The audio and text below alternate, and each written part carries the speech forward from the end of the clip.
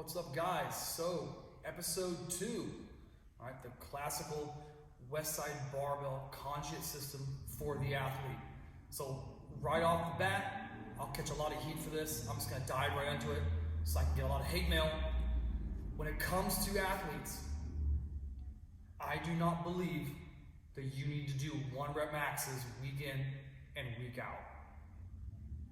I understand that's a very large premise of the Westside Conjugate System. I've had this conversation with Lou one time, about it's almost 2023, 5 years ago. He disagreed, but he understood where I was coming from. And we both agreed on the fact that it all derives on the premise of, in the here and now, when you're there as a strength coach, when you're watching the athletes, when you're in your certain situations, you need to dictate what's best in that moment, during that micro, mesocycle, during that semester, off season, in season. It comes down to individuality. This is my thing on 1 rep maxes. I think you do have to do them. What I'm saying is, habitually with a max effort Monday and a max effort Wednesday, you don't have to do that week in and week out, max, and cycle back. We already know the majority of athletes, let's just be honest here, don't take care of themselves like they should. I'm not saying they all don't, because there are some who are freaks and spend thousands and tens and hundreds and millions of dollars on their body a year. Absolutely. I would also contend those individuals, if you know who I'm talking about in the back of your head, probably don't need to do 1 rep maxes because they're studs. They're already studs. Why drain a stud?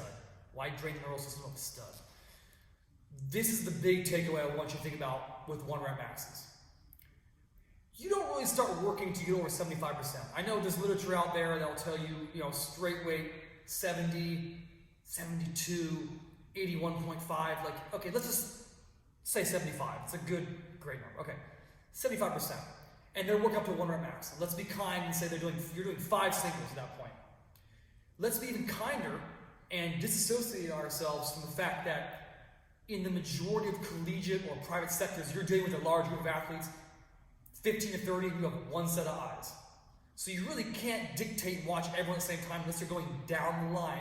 And even if you're going down the line and you give them a cue after they do 75%, which is one of their 5 takes, are they going to apply it? Did you describe it enough? We don't know. And we do know that under maximal weights, weakness gets exacerbated, and then your weakness, if it gets overdriven, will lead to injury. So in those 5 singles, do you get more coaching in those 5 singles on the front end of the week during max effort, lower upper, or do we get more coaching ability on the back end of the week? For example, dynamic effort lower, say they're doing 12 triples, that's 36 touches.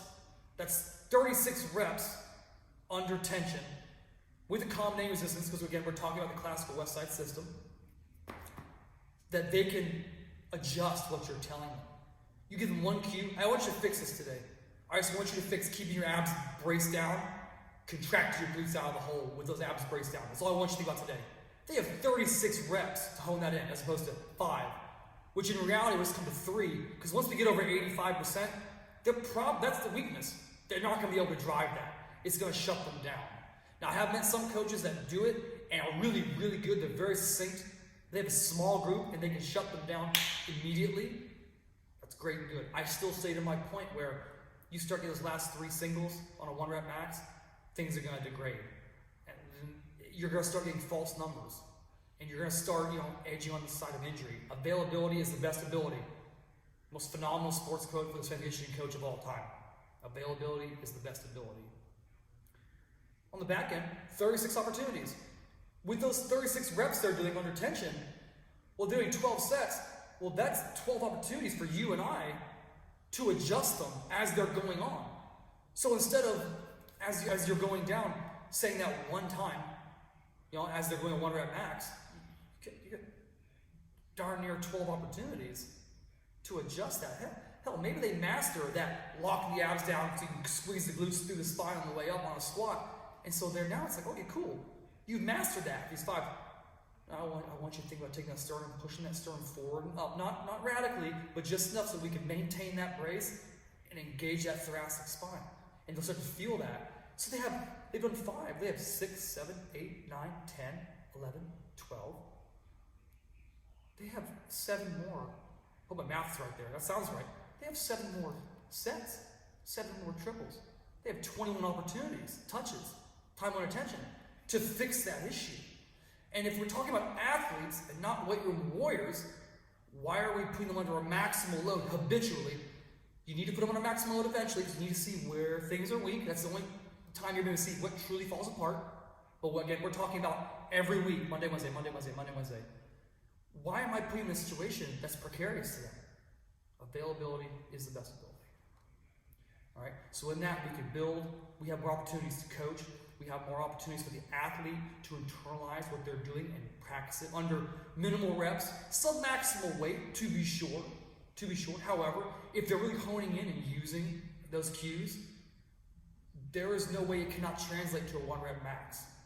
The only issue is the loading on the back end, which we can manipulate with the type of accommodating resistance we're using, which we can manipulate going from speed strength to strength speed. We can manipulate all this in the back end, and then we can push the auxiliaries to build what they're weak at, which was to put them in a bad situation on the front end. So that's the major takeaway. You have much more opportunity to coach, much more opportunity to keep the athlete safer.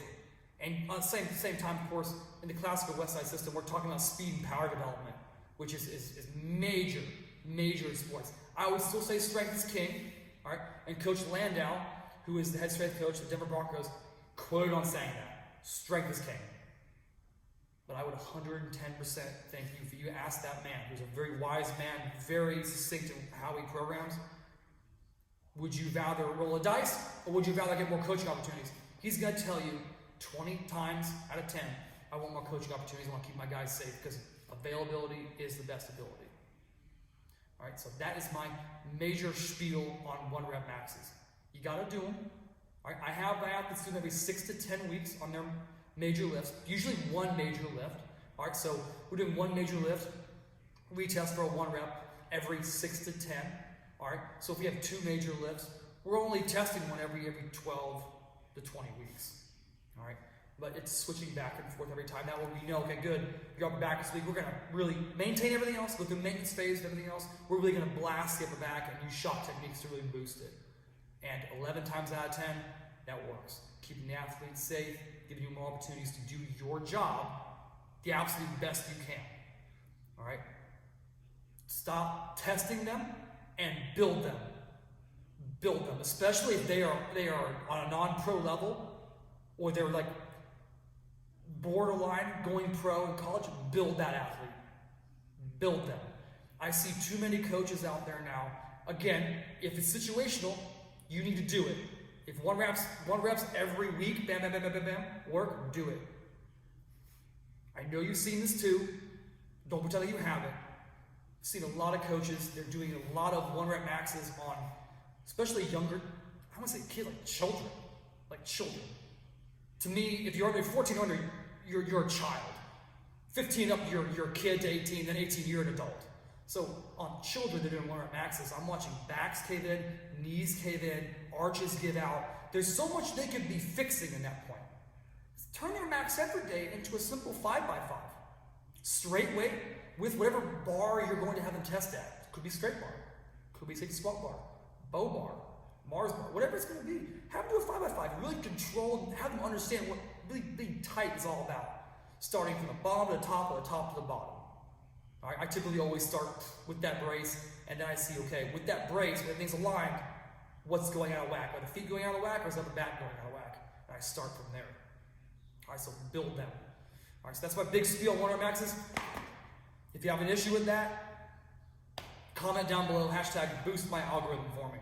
So let's get that out of the way. Now, there are 2 major components to training athletes that are kind of a hot topic. And I remember this one, the first one, major hot topic back when I was in college. That would have been 2008 to, 2008, 2012. Major topic was, do you need to squat? Big topic. And I gotta be honest with you, at the time, I was like, well, of course you can squat. You gotta squat all the time. You gotta squat heavy, often. But you actually don't. But just like David Duchovny would say in Californication, in a word, yes, you do. Now, when you decide to do it, it's going to be up to you. Now, in the previous example I talked about, if you're having them squat with a 5x5, on Monday for their heavier work, to really teach them, to build them, not test them and break them, to build the athlete. Very simple explanation. Very simple 5x5 straight bar. Okay, you already are. That's great. Which gives you freedom on the back end to do more what I would call auxiliary. I call them exotics. So an exotic for me would be a safety squat bar, heel elevated split squat. That's an exotic for me. So when I work with athletes, when I was at Westside in my later years, and especially now, and when I was with the DoD, their max effort day would be something similar to like a 5x5 or a work up to a top set of 3 to 6 reps on a split squat variation. Split squats are incredible.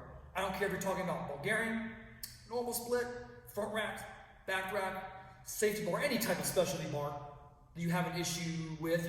If you're using a safety squat bar, you're probably talking about either they want to shift it up, hit more glute, or have them crunch it in so their upper back is being taxed a little bit more. Giant camber bar helps put it where you really want to put the tension. It takes a little bit off the shoulder with that straight bar adaptation. Bow bar, be all the idea behind the bow bar. You can depress your shoulders, bring your elbows in, you can guard that bicep tendon. So, any type of split squat, dual dumbbell, single. I can go on. I love it. Anyway, okay. So we're doing that for one set of 3 to 6 reps. Now, for an athlete who's not a weight room warrior, who's at least currently not going to compete in powerlifting, why am I having them? This goes back to the beginning conversation. I'm sorry, I'm going to go back to it. Why am I having them do 1 rep max squats week in and week out? You're rolling the dice. It could pay off. And for me, again, every 6 to 10 weeks, they do a 1 rep max to really make sure we're progressing. What's the next week point? But I would much rather have them do a 1 rep, not 1 rep, a top set, a single set of 3 to 6 reps, dictated by the weaker leg. So let's go to that first exotic I said, where it's safety squat bar, heel elevated split squat. Now we elevate the heel, we're going to hit a little more VMO, all right, a little bit more thigh. If we forefoot elevate, so bringing that toe, ball of the foot up, we're going to hit a little more hamstring, a little more glute. So depending on where they're weak, this is where the conjugate system comes into play. All right, so we have that, and we dictate it off the weak leg. So my weak leg is the left one. Actually, a lot of people's weak leg, weak lat, is typically the left, give or take, because we do everything with the right so much, because the majority of us are right-handed. If you're left-handed, you're probably genius, but I'm right-handed, so take it for what it is. So I start with my left leg, hit 3 to 6 reps. Let's say I get 5 reps at 305, which I did that personally, I did that 7 weeks ago. Those are good pausing reps at the bottom. You can do these half field, you can do them free. It's up to you, I did them free, all right? So you do that. All right, I did 5 reps on my weak leg. I'm gonna do 5 on my right, not doing 6. All right, I'm also not gonna cut down to 4 or 3. All right, I do wanna maintain that same tension I just generated on my left. But I don't wanna overdrive it and do 6 or above or add more weight because I don't wanna exacerbate this weakness. All right, so now we're actually in a great position as a coach on a max effort day to actually assess where are they weak and how fast are they catching up to that weakness, which for an athlete, a lot more important, in my opinion, all right, than pushing, massive, 1 rep maxes with anything, all right? So we've done that. That to me would be what you would do for a max effort variation. Very big on split squats. I mean, you can't run out of them, all right? Now, back into the week, this is where the David Duchovny, in a word, yes, Californication comes into play. I think you do need to squat. And for an athlete, it will be a box squat. A lot of coaches, don't like box squatting. And they don't like it because the majority of them, I don't want to say they're ignorant to it, because the term ignorant has a very bad connotation now, but they just don't understand how to execute it properly. And if you don't understand how to execute it properly, you can definitely get injured. 100%. I have no doubt in mind, I've watched it happen. The majority of ADs and strength coaches who don't like doing box squats have done themselves or seen them done negatively. And then what they do, they watch the athlete come down and then control, looks great. And the last 3 inches, drop out. Well, if I just drop out on this bench right here, which is above parallel with body weight, ooh, I can feel that through my spine. So imagine having 225, 275, 315, 3 1/4, 4, 4 1/4, 5, 600 pounds on your back and dropping. Yeah, you're gonna slip a disc, you're gonna bulge a disc. 100%, if you don't understand how to use the tool, don't do it. You're gonna hurt somebody. You shouldn't do it. That being said, if you understand how to use a box squat, I truly believe for an athlete, because of the separation of eccentric and concentric loading, we're going to reduce that total time under tension of the lower body musculature, because we're separating it a little bit, while actually emphasizing power out of a dead stop. Quote, dead stop. I understand the stretch reflex involved. I understand it, but go with me here. Off a box, a dead stop position. So you're working on more of an explosive aspect, which they need. I've never seen that strength athlete that wouldn't want to have more power development under pressure. So with that, if we're thinking about the beginning of the week with the exotic, so that safety squat bar, heel elevated, split squat, we are pushing that knee necessarily. I'm not trying to drive it way over. I'm not like knees over toes, but I want the knee at the finish directly over my toes, so I do get about 70-degree flexion, right, in my knee. Because we're not geared powerlifting. We're not always going to be at wide. We're not always going to be at 90 degrees at the bottom. Athletes do not live in a perfect world. As much as we'd love that to be, it's not a perfect world. I'll probably get shadow banned for saying this. Shit happens, and it happens like that. Like you just watch them run, all of a sudden, bam, their Achilles goes. All right, shit happens. So what we do want to start prepping that knee, all right, for extension from at least 70 degrees. I would never have anyone go over the knee. Knee completely over the toe, but knee just on top of the toe, yes. Habitually, I do that. Now, when we do that, we're getting more of a linear pattern. It's going out forward. So when I'm having to do a box squat, I am going to have them go out wide to a point that their leg to thigh is at 90 degrees. One of the most powerful joint positions in the human body for the knee or the elbow, a hinge joint, is 90 degrees. So I don't put them in that position. So from this position, we not only can work on flexibility and mobility being flexibility under tension. So I have a bar on our back or a front rack. So we're not only working on that, we're also working on force absorption. Now, a lot of people like on the back end of the week doing Olympic lifts, totally fine. If you can really fine tune that in, we'll go over a video on Olympic lifting in the Westside system, not a problem. We will do that. I've got a lot of DMs about that. We'll do that. And the big thing about that is that when we get force absorption, we catch movement, we can come out the bottom. Cool. I'm all about it. If it works for you, roll it. Do it. Don't stop. Keep going. My thing is this. That total time under tension is purely active, so they're going to get a lot of muscle breakdown, and they're going to be sore, which means the next day they're not going to be able to participate as optimally on the field, the pitch, the pool of play, the strip of play. Right? So with that box, we're going to separate those eccentric and concentric portions. And when we come into contact with that box, with that weight, posteriorly or anteriorly loaded, we actually have to learn to brace and then re-engage the lower body. So we are actually getting that force absorption. The only bonus is we're getting force absorption from the bottom. So we're teaching the athlete to slowly put the brakes on and use their hips, close it, release it, and then re-engage it. So with this, we've gone from Monday being linear to Friday being out. So now we actually are hitting different aspects of the squat. And we're also getting, from this wide position, if we're doing it properly, coming off the box, we're ripping the carpet with our heels, we're screwing our feet into the ground and driving up and through with our glutes. We're getting practice in lateral displacement, cutting on the field, right? If you ever watch a sprinter, like easiest one to watch is Usain Bolt. You can look back. Actually, long story short, I digress on this, but I actually worked with his strength coach when they came to Westside for a while and showed them how to do a couple things, and very, very smart guy at Spry. So if we're doing that, you're watching that sprinter, the first motions aren't here. First motions are their legs coming out and getting that displacement for the first 3 or 4 steps until they get into that forward pattern. So they're using everything they have in their hips. And being wider about this and learning how to squeeze and screw and extend through, we're actually getting a lot of glute minimus and glute medius. Now, glute minimus and medius both responsible in large portion for stability of the hip. I understand, back and forth. There's something like, well, glute medius is more important, glute min is more important. Okay, glute min definitely is a lot more stability driven.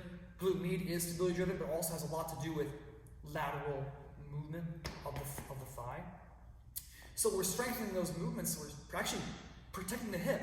As long as, again, on the back end, we're working mobility and stretching, flexibility, we're keeping our piriformis loose. All right. I had that issue myself. I trained at Westside, just full on. I was in briefs, to be fair, all the time. And as an athlete, I did develop massive piriformis syndrome in my right, which is my stronger glute. And it jammed up. I got shooting pain down my leg. I had, in the papillary region, I had massive amounts of pain. I couldn't sleep for 2 days straight. Massive pain. And then the bottom of my right foot went numb.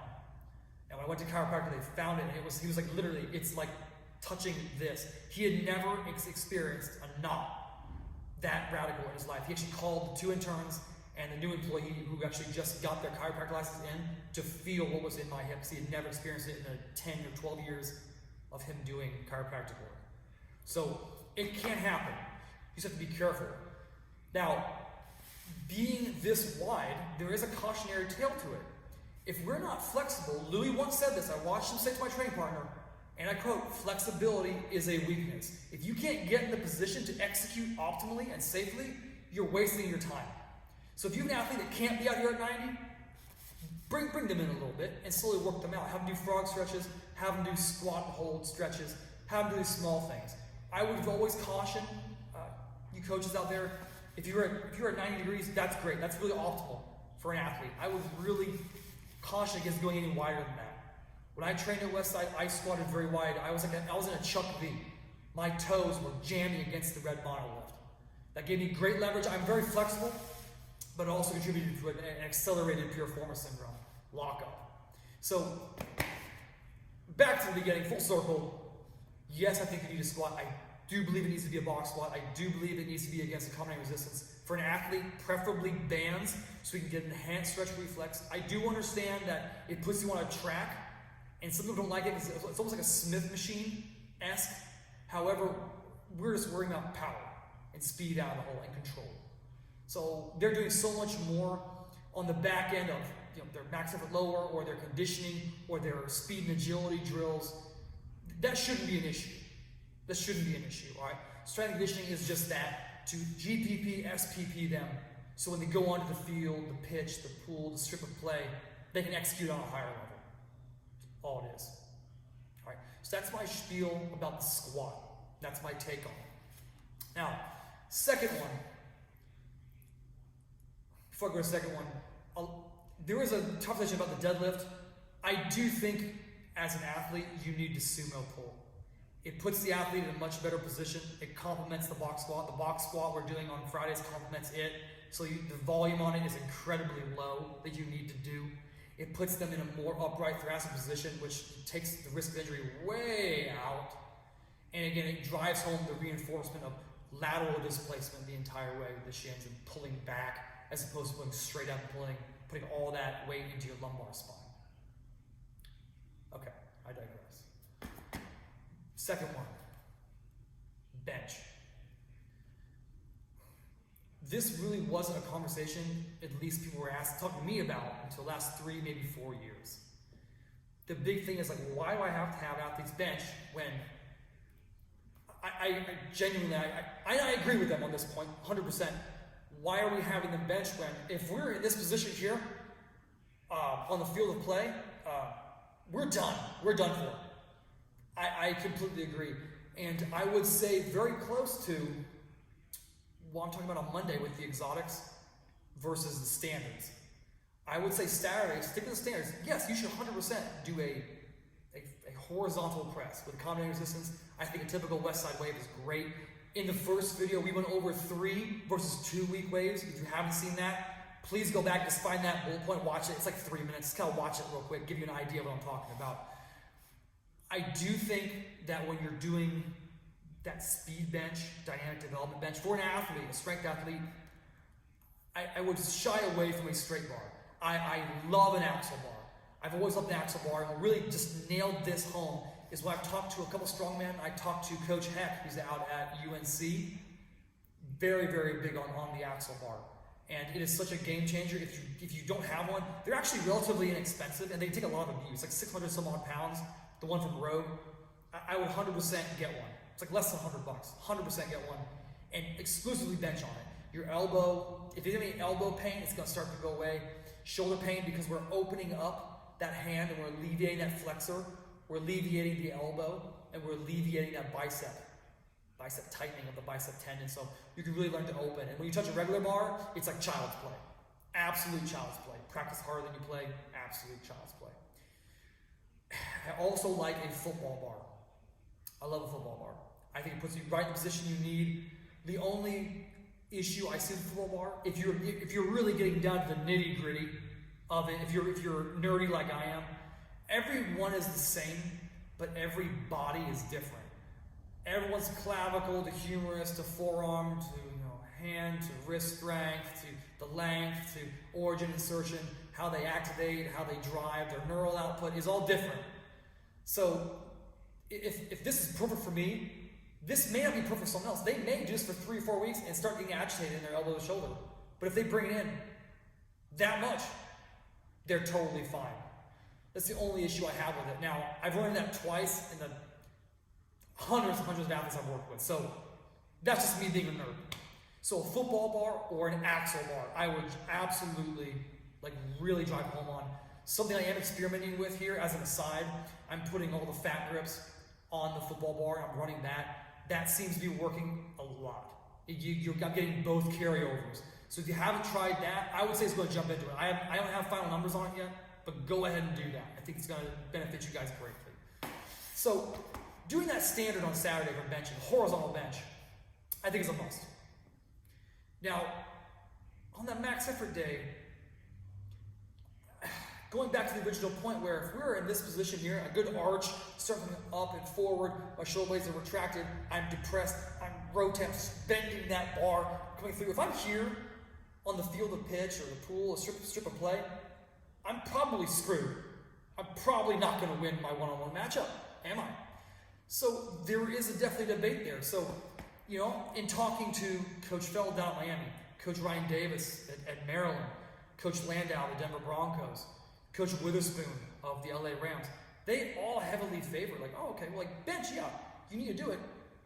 But, having someone do a slight incline, dumbbell bench, you have to give this air of stability and freedom to put the dumbbells where you need to put them so you're not feeling anything negative is great. Now, eventually, dumbbells got unrealistic because to get, you've all seen guys who are just ridiculously strong. And they're taking 150s for a ride on the incline. And it's just crazy. Well, get to a certain point, putting 175s or 200s up is just too much. And then you start getting that risk of injury.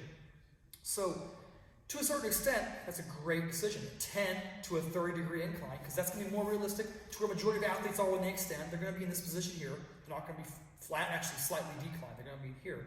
So that's great. I love a bamboo bar. If you don't have a bamboo bar, you are massively behind the curve. You have to get one. That's the one specialty bar. People DM me and they ask me, what do I need to get? I have barbells, I have bow bar. You need to get a bamboo bar immediately. Phenomenal tool. I know when I was at Westside, I think we would use that for, the heaviest I've ever used it at Westside was 6 to 10.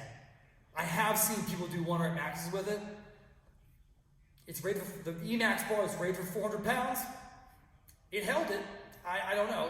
For an athlete, I don't think I'd do that because heaven forbid the thing breaks. And you have to justify to the AD, their coach, heaven forbid their parents, why they tore their pec doing that lift. And they watch a video of it and they really don't understand what a bamboo bar is. Yeah, getting fired. So, gotta justify everything you do. Availability is the best ability. All right, so those two are very, very big. I and many others are not so big on direct vertical overhead, just because the loading you need to get for that, it comes down to such a minimal gain, and there's just so much overdrive on the whole small musculature with very little support. We can get away with a 10 to 30 degree, we can still engage all the back and our lats. use our chest to a certain extent. You do a vertical press, it's front and side delt, you know, tricep, and some people do debate, well, upper back. Like, well, if you're having an athlete do this hyper arch, which I have never seen an athlete who is conditioned to do that. You see strongmen do it because they've got some strong upper backs. They got strong erectors, they got strong abs, so they can get away with that. But in terms of a general strength athlete, not the greatest decision. So a slight incline would be almost like the exotic of choice on that day. And typically, going back to Monday, build them. You don't need to test them once every 6 to 10 weeks, in my opinion. But you don't need to run one-rep maxes all the time. You just don't. Build them. You know what they're bad at? Oh, like they're really bad at triceps? Okay, 3rd-degree incline, dumbbells, keep your elbows tucked, you get past parallel, and then flare them out. I guarantee you progress that in that 6 to 10 range. Rep, add a little bit of weight, 6, rep, add a little bit of weight. Or your bench will go up. It has to. Physiologically, it has to go up. There's nothing, especially if you're practicing on the back end with bars that are shoulder and wrist friendly, yeah, it has to go up. So build them. Don't tear them down. They're not weight room warriors. They are athletes. All right? They are athletes. So that brings me to the next point. So that was bench. This next point is always fun. I always get questions like conditioning. Well, what did you guys do for conditioning there? What do you guys do? Like, do you guys have them do sprints? And did you stay with 40s or 60-meter trips like you've been doing? But it's just like you're just running, or hundreds, or like 400s. Like, what are you doing? I gotta be honest. Whenever I watch Lou train somebody, I've never seen them run. I've seen 2 people run with sleds before. Maybe a handful of times. He wasn't big on that either. He was not big on it for contrast or whatever. Now, that being said, running with sleds, Coach Feld at Miami did a really awesome experiment, and with the advice of Dr. Brian Mann, who's actually there and actually literally wrote the book. He wrote the book on velocity training. And he had them pull chains. So they were like sprinting with chains for X amount of time, and then stripping it off, getting a slight contrast method. They did that. And then this was no surprise to me, and probably not to you if you're watching this because you're into like Westside Barbell Conjugate System type stuff, posterior chain development. They went to retest their back squat, and I think he said the smallest jump, like 15 pounds, and it was COVID. So they hadn't squatted, they hadn't been in like a building for like at least 2 months, 2 or 3 months. They were just doing that, and it spiked it. Now why did it spike it? Well, because they're putting out their hard power development, and they're strengthening their posterior chain, which just goes to show you don't have to push 1-rep maxes and pull someone's neural system down who's not training for that. They're not training to do a 1-rep max at a powerlifting meet. They're training to, smash someone's teeth in on the field. All right? Coach Feld, he built them. He built them up to then execute on a higher level when they haven't touched it in months. If you don't believe me, go back to that episode, Realms of Strength, Aaron Feld, and watch that. There'll be a timestamp in there. Check it out. It's like a 5-10 minute blurb. Great moment. So, what did we do at Westside? This Lou's go-to is this. So, conditioning for Lou, this is his go-to. All right. Monday, Wednesday, Friday. All right. Monday, you're doing a heavy sled pull. Right? Heavy sled pull. Now, heavy is relative. Heavy is relative. Typically, everything was for 60 meters because from the west side door to this little crack in the pavement, if you guys have been there, this little fire hydrant, it's slightly uphill, just like, screw you. So slightly goes uphill once your body crosses it or sled crosses it, depending on what the coach was having to do at the time. That was the end. They immediately turn around and come back. A trip is not down, and then I stand there and then come back. No, a trip is down, you go past the point you need to, turn around, you bring yourself back. All right? That's what we're trying to develop there. So we would do 60 because we want to go about 10 to 20 yard to meters more than what they're doing I'm just using football as a reference, okay? So their 40-yard dash. We want just a little bit more so we can condition just a little bit more so that when they actually go to do it and actually practice it dry land, they're already conditioned for it. Strength endurance-wise, they're there. Power-wise, they're there. They've already arrived. They don't practice to 40. And then when they go to actually run it, the last 5, man, I just gotta drop off. No. We want to be accelerating right through it, just like you're saying. Usain Bolt, crazy. Long legs, horrible out of blocks. Atrocious out of blocks. But because of his limb length, to be fair, but also his ability to keep increasing his power, he just accelerate through and pass everybody. That's what we want. You want to be hitting your peak speed if you're actually running just about there. Now, there are some people that when you come out of the blocks, yeah, by your third step, you need to be there. You 100% need to be there. And that comes down to the speed and agility coach who's actually coaching them through that movement. So as a strength and conditioning coach, I'm more concerned with developing that strength endurance and that power to then take it, give this raw clay, here's this mound of clay, we have this much, now we have this much, take that raw ball of clay and mold that into a sleek, sexy dart. That's what we want to do, all right? So, that Monday, be a heavy sled, 60-meter trip, okay? That could be anywhere from one trip max to up to 6. I never saw anything over 6, all right, depending on what kind of athlete we're talking about. Wednesday, yes, it is upper body, but we are talking about, athletes, so they would do anywhere from 8 to 12, or 14, somewhere in there, at least 8 though, 12 to 14, and then those trips, much like the Monday trip, if you're doing multiple, you rest to 90%. That's very intrinsic to the athlete, or to a point where they can pass the sentence test. If you don't know what the sentence test is, if I'm speaking to you and I can say more than 7 words in a row without breathing, it's time to go again. That's the sentence test. Very basic, knee-jerk way to program. If you don't have any heart rate monitor, I know a lot of guys are big on technology now, as are we all. They're phenomenal tools, but at the end of the day, got to use these. These are king at the end of the day. So, 8 to 12 to 14. Now that percentage of whatever you're doing Monday would go down to about 30%, so maybe about 70%, maybe 60 to 70% for those, what you did on Monday, okay? Friday rolls around, do your dynamic lower after conditioning, all right? What you did on Monday, 20 to 40%, give or take.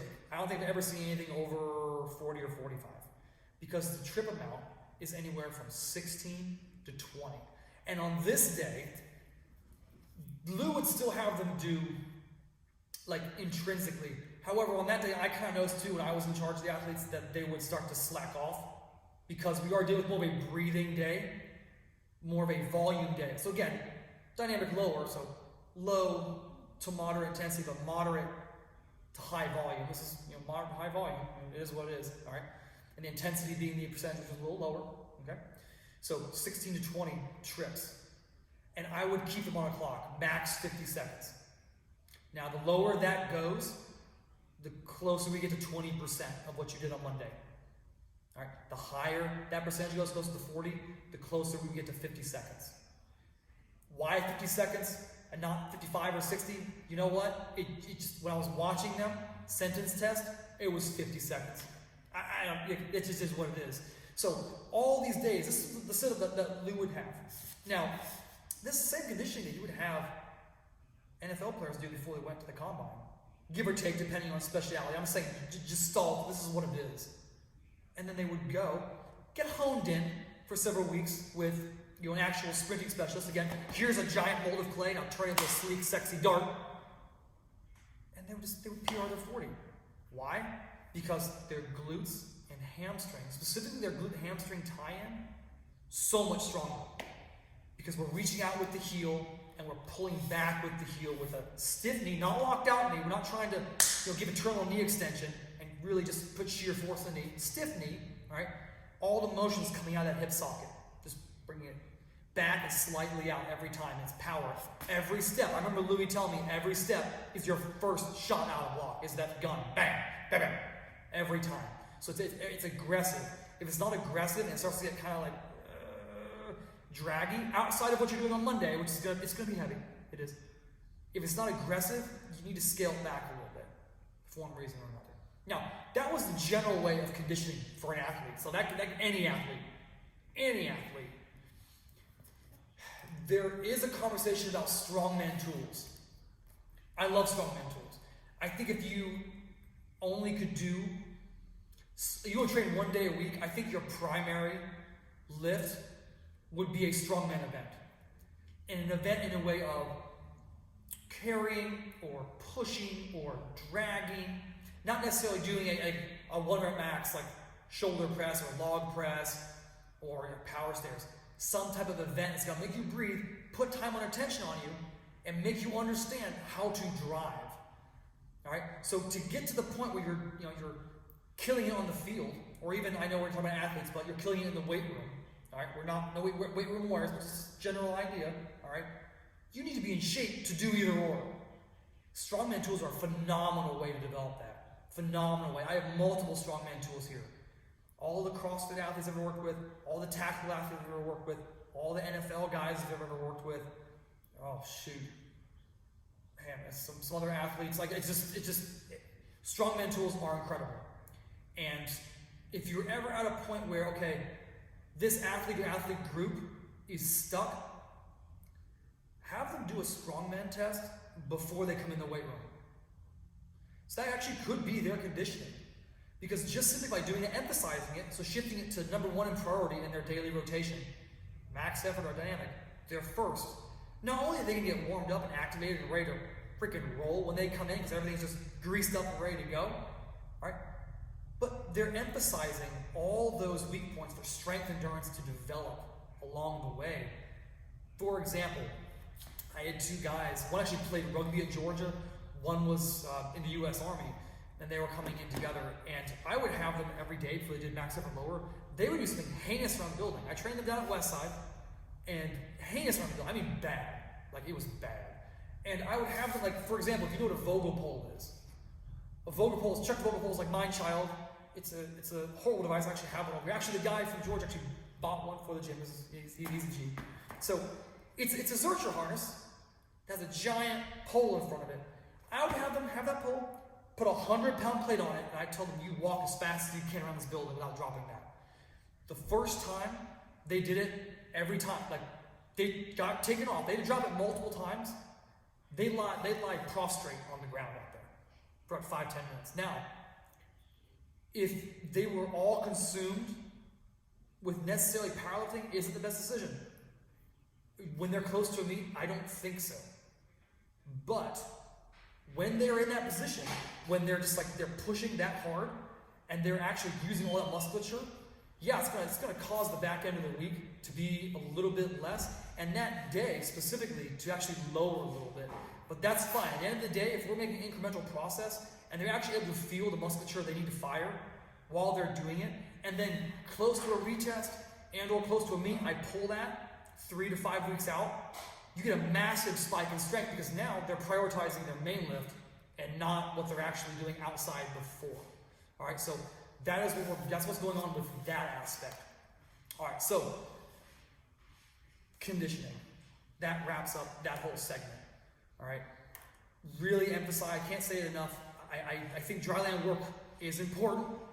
However, keep in mind this, if your athletes are on the field and they're actually doing things on the field habitually and they're running, just tell them when they're running a play and they're like, they're the ball carrier, when the whistle blows, just keep sprinting another 5-10 yards. Because if they're doing 5 yards, additional 5 yards, and they're doing 10 plays, well, that's 50 yards total of all-out sprint they've accumulated, which, if you're in a sport, again, football, that it only lasts, every play, 4 to 6 seconds, give or take, that's a lot. And the amount of pounding they're already taking on their body, and let's, again, be honest, they're probably not taking care of themselves as much as they should, right? That's going to benefit them much greater, and then while we're in the weight room with us, actually doing those strongman type events to actually condition them and give them actual GPP and SPP, massive adaptation. So, this is the last little bit we'll do. I'll put this in the description below. I'm just going to list out a general week of a strength athlete. Now, some of the things I'm going to kind of graze over, go back to episode 1, look at the description, screenshot it, you'll see exactly what I'm talking about. But if we're using the classic Westside system, Monday, Wednesday, Friday, and Saturday. All right, Monday. We've already kind of covered my thoughts and what many coaches' thoughts are on 1 rep maxes and the safety aspect of it. So, bringing out that exotic that I brought up multiple times. Safety squat bar, heel elevated. All right, split squat, 1 set, 3 to 6. All right, after you establish that top set based on your weaker leg, weaker glute, all right, take that percentage down, do 2 to 4 back off sets. Now, the more back off sets you do, percentage needs to come down. That whatever you're watching on that top set that's falling apart, have them overdrive and emphasize that. So if it's the glute, maybe have them pause at the bottom for a micro pause before coming up. Right? If it's their core, make sure they're more upright and engaging that dead bug out the entire time they're going through the motion. All right? So after that, you have 3 auxiliaries. All right? Typically for an athlete, you're going to be in the belt squat, a simple march with some type of variation. All right? In this scenario, because we just posteriorly rack something, I'll probably have them anteriorly rack or zercher a sandbag. 3 by 3 minutes. All right? After that, your second auxiliary, probably reverse hybrid. You saw a lot of spinal loading. Even though we had the belt squat, which is kind of pulling your hips down, let's just kind of take that spine out a little bit, all right? Just decompress it. Remember, it's all about traction and contraction. If you can look down and see the weight when it comes through, you think it's swing too far, you will pop your back, all right? So, after that, your third auxiliary. In my opinion, that third auxiliary is the conditioning aspect, especially on a Monday when it's going to be heavier anyway. You're going to get a lot of leg development, lower development, and drive from that. After that piece, you have a lat, you have an ab. All right? That's completely up to you. That lat also could be an upper back. Completely up to you how you want to do that. Abs, standing. 100% standing. I would almost lean towards mimicking the stance of whatever exotic you did for your heavy top set, for your max effort work. All right, so that's Monday. So you sleep. Tuesday, you're off. Tuesday, you take a rest. Wednesday, you come in. All right. So again, we're talking about the bench and how maybe it would be more beneficial for an athlete to do a slight incline with some sort of stabilizing dumbbell or bar. So let's go ahead and say we're using dumbbells. All right. So a 10 degree or 30 degree, somewhere in there, it's shallow degree dumbbell incline bench. All right. Elbows tucked in, so we get a little more tricep. We can protect the shoulder. We're still retracting to bring the bar or bring the dumbbells down. Using our legs if able. Remember, if they're using leg drive, once they drive, have them maintain it. Don't let them let go of it. Once they let go of it, the weight's going to start bobbling around, and then we start getting into soft tissue possible issues. All right? We'll do that for 6 to 10 reps. Remember, build them. You don't need to test them. Build them. All right? After that, 2 to 4 down sets. Same thing. If they notice at the bottom they're kind of sloppy, have them pause or micro pause, and then drive out of it. You know, if they're bad at top, have them come to the top, hold, and then go back in. Or put fat grips on the dumbbells, and that will emphasize a little more tricep. All right. So after that, 3 auxiliaries. First one, because we are dealing with a bilateral retractive bench or pressing motion, I would lean towards some type of bilateral retractive row. All right, so we're talking about retracting our shoulder blades, dropping elbows back, as opposed to depressing going down for our lat. Next one, 9 times out of 10 is going to be a tricep. And something that's elbow friendly. Guys, you don't need to put them on a skull crusher or a JM press if it hurts their elbows. Don't do it. All right, let the elbows just go where they need to go. As long as they're hitting the long head of the tricep, they're not thinking anything negative. Can't debate feel. Stick with it. At this point, could throw in a banded pull apart, a banded press down, a banded face pull, something light for maybe 3 sets of 50 to 100 reps. Yeah, I said 50 to 100 reps. That's in a row, not like I'll do 20 and then I'll do 30 and then I'll do 20. No, do them all in a row. We're trying to get past 40 so we can get into the tendons and ligaments versus the muscle. And we blow that area up, get some fresh nutrients and oxygen in there. And then your third major auxiliary, banded, you really can't count that, would be the conditioning. All right, that 8 to 12 or 8 to 14 trips of sled with about 60 to 70% what you did on Monday for conditioning purposes. All right, so after that, a lat to complement the upper back. All right, so a lat's a depressive type element in the shoulder, and an ab. All right, we went over on episode 1, benching abs or things. There's a debate you do of laying down. Any type of laying down type ab work to complement that, 100%. So Wednesday you sleep, Thursday you're off, Thursday you sleep, Friday morning, dynamic effort. Oh. Now I've already gone over the waves of typical, like classical Westside Barbell type waves. Go back to episode 1, go to description, you don't need to watch it, so go to description, you'll see those waves real quick. If we're on week 1, we're gonna do 12 triples of a box squat with a specialty bar that's gonna save their shoulders or emphasize where they're weakest, all right, with bands. These bands, as accommodating resistance, would be about 25% additional up top of that 50% bar weight, all right, based off their 1 rep max. that 1 rep max, again, because we're talking about athletes, doesn't have to be the free squat. If you think a box squat is working for them, base it off their box squat. It's okay. It's gonna be fine. Everything's gonna be in control. All right. You don't need to base it necessarily off a straight bar free squat. You don't for an athlete. All right. If you were talking about powerlifter, yes, completely different bag of beans. All right. So do that. After that, speed pull. I've gone over speed pull. That was very in-depth portion. Please go back to episode 1 and look at that. I'll write down some general malaise, just like where we would be to start. All right. So type of speed pull. All right. Then you have your 3 auxiliaries. All right.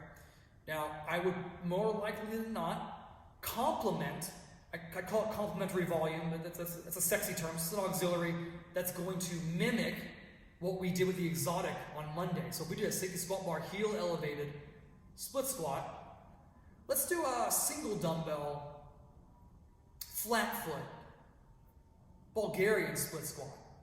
All right, so we're getting volume to complement it, but it's far enough removed that we can blow that whole area up. It's going to help that to grow. That's going to help that to grow. Synergistically, it's going to happen. It's all going to contribute, again, to the box squat and to your deadlift and to athletic stability and drive. All right. Second one, if we did reverse hyper on Monday, very well could do it again. You can incline it, decline it, single leg it. If you have a pendulum, great. Those are sexy. Pendulum, whatever you want to do. I would almost say keep it on Monday. Keep around that on Monday. And then put an inverse curl or a GHD or a Nordic curl in. All right. Those rep ranges could be really anything for both that single dumbbell flat foot split squat and that inverse curl. Could be really anything from 3 to 5 sets and 10 to 15 reps each, and then for total. All right. Now, if you're noticing that your athletes aren't accommodated to that and they get sore from it, or they're not in a necessarily growth phase, right? Bring it down, bring the reps down closer, like sub 8, 5 to 8, and then keep the intensity down by telling them to do it perfect. Have the precision just so good, which it always should be, to be fair. But when we take time on our attention down, we're going to start taking away from hypertrophy a little bit and gleaning a little more neural adaptation, a little more strength, which for some athletes, that's what they need. Some need hypertrophy. Again, it's very system dependent depending on what you see, what you guys need. All right. Now, after that, your third auxiliary is your conditioning piece, especially today, because 16 to 20 trips, 60-meter trips, 120 meters total, under an assessed time clock at 20 to 40%, that's going to suck the gas right out of their soul, 100%. And that's fine, especially if we're in the off season or we're in a period where we have multiple, at least 1 or 2 good rest days from conditioning. 100% do it. Massive adaptation, both strength, endurance, strength, absolute strength, power, everything. Okay, and then after that, a lat or upper back, depending on what they're weakest at. All right, and an ab, a standing ab. All right, preferably in a standing position, cable or band. All right, or rotational even. All right, standing though. All right, sleep Friday night, coming on Saturday. Dynamic effort upper. Again, axle bar or football bar, or like I've said, football bar with the fat grips, unbelievable. All right, same idea. 3 or 2 week wave. Went over that in the first video. Again, go back to that first video and check it out. After that, 3 auxiliaries. All right, some type of repetition method. Lou was really big on pin presses. I love pin presses too, especially for an athlete. It keeps them in a safer position. Very little could possibly ever happen. I need to knock on wood when I get done with that, but I've never seen anything negative happen off a pin press, and it's phenomenal for reps, for competition. It's great. All right, pin press. 3 to 6 sets of, again, maybe 10 to 15 reps, or growth, not in a growth phase, like 6 to 10, somewhere in there. But if you're going lower, make sure you have reps in the tank, because we are dealing with a repetitive, multiple set aspect. All right. After that, so that'll be your repetition. So you have 2 auxiliaries after that. All right. So I would take at this point some type of delt, any type of delt. Typically, dumbbells are the best bet because in a collegiate or professional or private setting, there's plenty of them. So any type of front lateral raise, Louie really liked lateral raises. They boost his bench every time before me. He loved them. All right. Make sure we're going from hip to eye level. I would definitely say if you're doing front raises, keep that palm semi-pronated. The more we, internally dip, the more like external or internal rotation we're gonna get, and it's gonna force that elbow out. If our thumb's up or completely supinated, we expose our bicep tendon. That semi-pronated approach really gives us the ability to hit both the front and a little bit of the side delt. All right, after that, probably a tricep, a simple tricep, a cable press down. Keep it really simple today. You blasted things with free weights. At the beginning of the week, they've got other things going on in their lives. Keep it safe, keep it simple, keep it sexy. All right, good cable press down overhead, or single arm, bilateral arm, 3 to 6 sets. That one I would push the rep range regardless, 10 to 15 reps. Absolutely. All right. After that, a banded something, face pull, tear, upright row, whatever it's going to be. And then finally, because we are not doing conditioning that day, all right, just go right to upper back or lat and an ab. All right, so that is the general malaise of setting up a Westside Barbell Conjugate System for the strength athlete. So if you have any questions, let me know. Put them in the description. I'll get to them as soon as I can. If you don't see me there, hit me on a DM. If not, ciao for now.